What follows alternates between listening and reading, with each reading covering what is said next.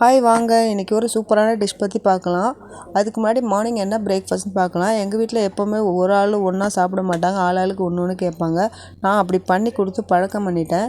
இது வந்து என்னோடய பெரிய பையன் எப்போவும் சத்து மாவு கஞ்சி மட்டும்தான் குடிப்பான், வேறு எதுவும் சாப்பிட மாட்டான். காலையில் அவனுக்கு மார்னிங் டிஃபன் வந்து சத்து மாவு கஞ்சி பண்ணி கொடுத்துட்டு தயிர் சாதமும் காலிஃப்ளவர் மசாலாவும் பண்ணி கொடுத்து லஞ்சு ரெடி பண்ணி அனுப்பிட்டேன். இதில் வந்து குடமிளகா சேர்த்துருக்கேன், குடமிளகாவும் வெங்காயத்தாலும் சேர்த்துருக்கேன், ரொம்ப சூப்பராக இருக்கும். அடுத்து ஹஸ்பண்ட் கிளம்புனாங்க. ஹஸ்பண்ட்க்கு சட்னி, காரக்குழம்பு, கொஞ்சம் அந்த காலிஃப்ளவர் இருந்துச்சு, அதையும் கொடுத்தேன். இட்லி வச்சு கொடுத்துட்டேன். அவங்களும் சாப்பிட்டுட்டு கிளம்பிட்டாங்க. அவங்க கடை வச்சுருக்காங்க, கடைக்கு கிளம்பிட்டாங்க. இதுதான் இன்றைக்கி நான் பண்ண ஸ்பெஷல் டிஷ். இது வந்து என்னோடய சின்ன பையனுக்கு காலையில் பண்ணி கொடுத்தாம 7 o'clock காலேஜுக்கு கிளம்புவான், அவனுக்காக பண்ணி கொடுத்தேன். இது எப்படி பண்ணுன்றது தான் நான் இப்போ சொல்ல போகிறேன். வாங்க பார்க்கலாம் எப்படி பண்ணேன்னு. இதுக்கு நான் வந்து கொஞ்சம் பழைய சாதம் எடுத்திருக்கேன். சாதம் வந்து நைட்டு மீதி ஆகிடுச்சில்ல, நேற்று மீதியான சாதம் கொஞ்சம் இருந்துச்சு, அதை எடுத்திருக்கேன். அது வந்து அளவு எவ்வளோ இருக்குன்னு பார்த்தீங்கன்னா ஒரு பவுல் அளவு இருக்கும். அதை அரைச்சா கரெக்டாக ஒரு 4 ஸ்பூன் 5 ஸ்பூன் அளவு வரும். அந்த அளவு அரைச்சி எடுத்துக்கோங்க. நீங்கள் ஒரு 4 ஸ்பூன் எடுத்துக்கோங்க, சரியாக இருக்கும். 4 ஸ்பூனில் ஒரு மீடியம் சைஸ் ஆனியன் கட் பண்ணி போட்டுக்கோங்க. நான் அதில் ஒரு முட்டை சேர்த்துருக்கேன். ஒரு 2 ஸ்பூன் அளவு வெங்காயத்தாள் போட்டிருக்கேன். அப்புறம் ஒரு 2 ஸ்பூன் அளவுக்கு கேரட் துருவி சேர்த்துருக்கேன். நீங்கள் 2-3 ஸ்பூன் கூட சேர்த்துக்கலாம், நல்லா தான் இருக்கும். பச்சை மிளகா ஒன்று போட்டிருக்கேன், முழு பச்சை மிளகா. காரத்துக்கு ஏற்ற மாதிரி உங்களுக்கு தேவையான அளவு நீங்கள் போட்டுக்கோங்க. 1/4 ஸ்பூன் மஞ்சள் பொடி போட்டிருக்கேன். இதுக்கு தேவையான அளவு உப்பு சேர்த்துருக்கேன். இதெல்லாம் ஒன்றா போட்டு கலந்துடுங்க. கலந்துட்டு 2 ஸ்பூன் ரவை சேர்த்துக்கோங்க.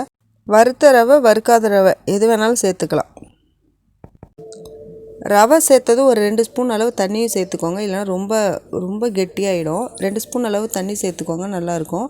வேறு ஏதாவது காய்கறி வேணுனாலும் நீங்கள் சேர்த்துக்கோங்க. அப்படி சேர்த்திங்கன்னா இன்னொரு ஸ்பூன் அந்த கஞ்சி நம்ம அரைச்சி வச்சுருக்கோம், அந்த கஞ்சியும் சேர்த்துக்கோங்க.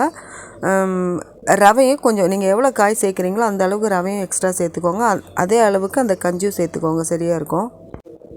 இப்போ நான் 4 ஸ்பூன் அந்த அரைச்ச சாதம் எடுத்திருக்கேன். அந்த 4 ஸ்பூன் சாதத்துக்கு 2 ஸ்பூன் ரவை எடுத்திருக்கேன். உங்களுக்கு இது அதிகமாக வேணும்னா நீங்கள் அப்படியே இதை டபுளாக கூட ஆக்கிக்கலாம்.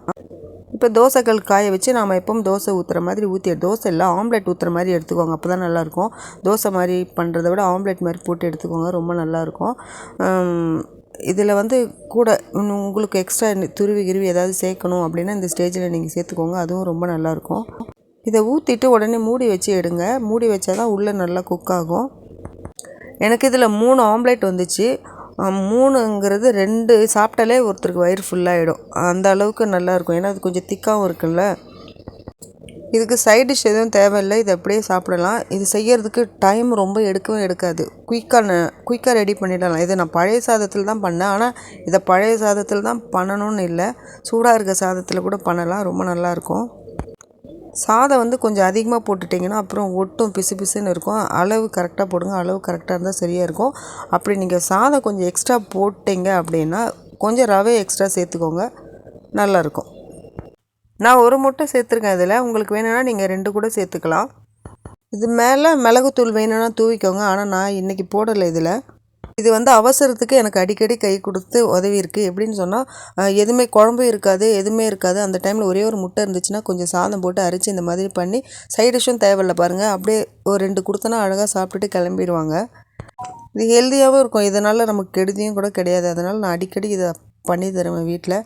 ஆனால் இவ்வளோ நாள் முட்டை ஆம்லேட்னு நினச்சி தான் சாப்பிட்டுட்டு இருந்தாங்க, இப்போ எல்லாேருக்கும் தெரிஞ்சிடும். ஒரு முட்டையில் எனக்கு 3 ஆம்லேட் வந்தது. இந்த வீடியோ உங்களுக்கு பிடிச்சிருந்ததுன்னா லைக் பண்ணி, ஷேர் பண்ணி, சப்ஸ்கிரைப் பண்ணி சப்போர்ட் பண்ணுங்கள். அடுத்து இதே மாதிரி இன்னொரு நல்ல வீடியோவில் உங்களை வந்து பார்க்குறேன். தேங்க்யூ.